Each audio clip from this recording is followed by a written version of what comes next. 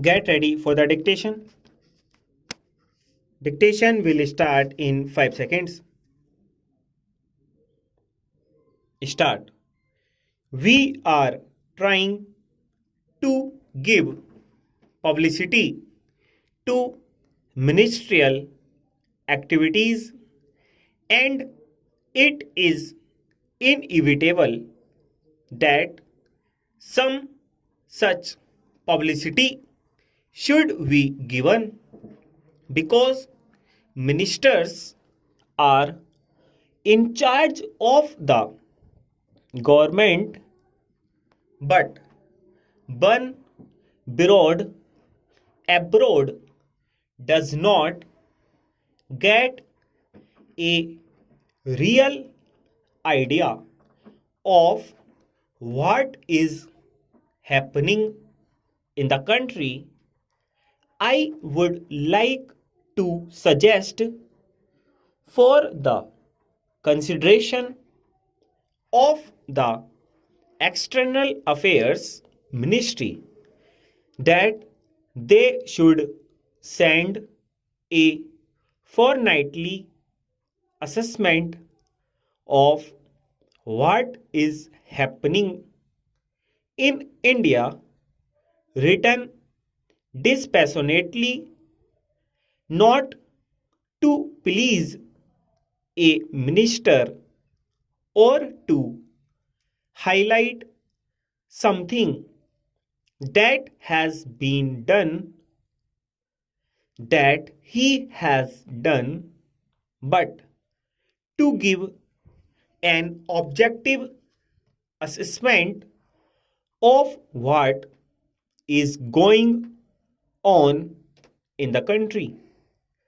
In the old days, when the British government was in existence, such fortnightly reports used to be sent by various state governments, and I think a beginning can be made in that direction in this matter.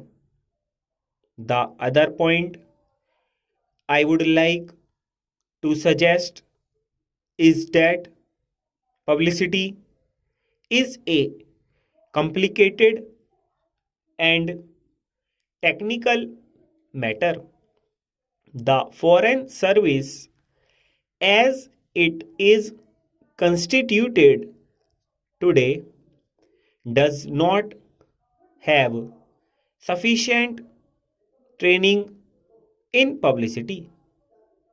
The Estimates Committee, which went into the demands of the External Affairs Ministry, mentioned about the methods of training which have been adopted, but since our foreign service men are not trained in publicity work, and one sees, for example, that a lot of confusion has arisen in the United States over Ambassador Nehru's statement, I think the External Affairs Ministry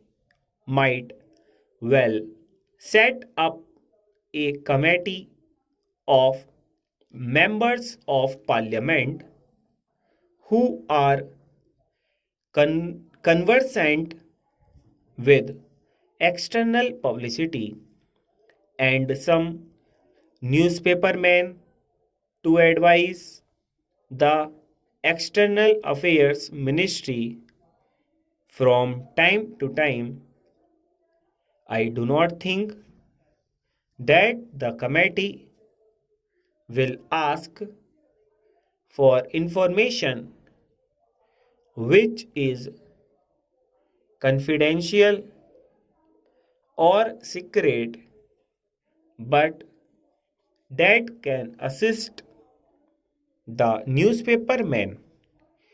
Therefore, there are a handful of competent men who would be willing to serve on the committee in an advisory capacity.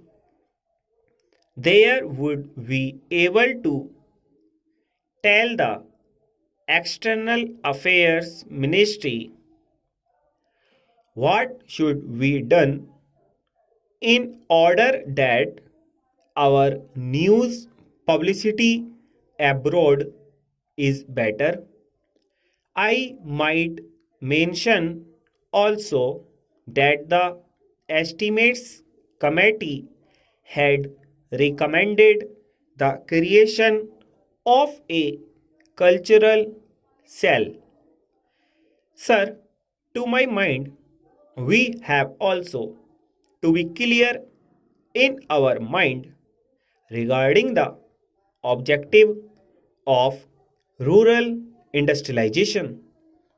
Do we mean to have only diversification of rural economy and we are going to have rural industrialization only in order to give some help to those who find themselves unemployed during a certain period of the year?